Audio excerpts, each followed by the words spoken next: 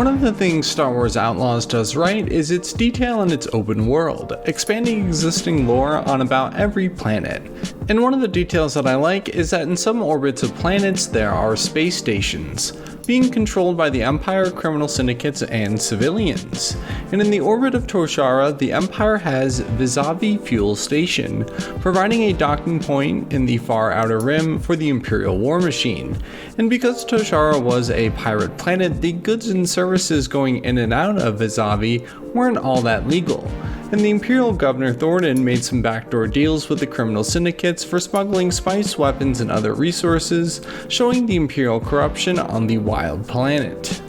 And the space station could monitor ships going in and out, allowing for criminal syndicates to have safe passage and protection from the Empire, and also stopping any unwanted ships from entering the pirate planet as well. And on the other side of the orbit, in the asteroid fields of Toshara, the Renpali station lies.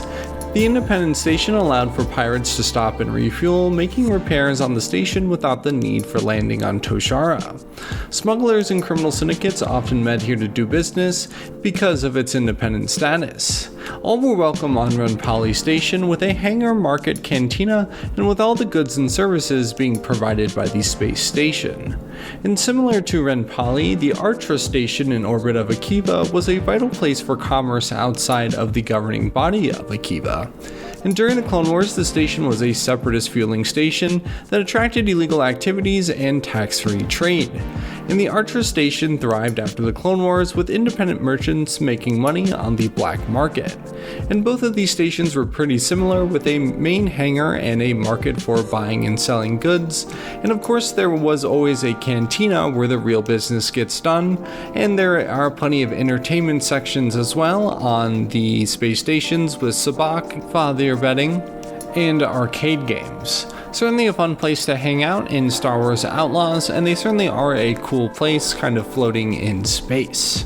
And one of the more unique space stations introduced in the game was the ISB station. A cool, sleek looking space station, but intimidating enough for the ISB. And it has a very imperial look to it. And this would have to be a top of the line space station, as it was ISB. And Slero did appear to have an office on this station, meaning that he frequented it often.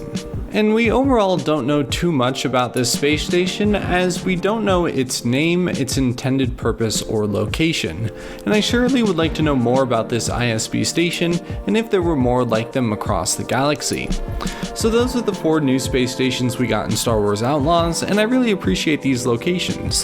They just add a lot of depth within the galaxy from a lore standpoint, showing us what a space station looks like from the inside and outside, and that they are hubs of commerce and trade or conspiracy from the criminal syndicates or the Empire. So with that, those are the new space stations we get to see in Star Wars Outlaws. Subscribe if you would like, comment down below, and until next video, goodbye.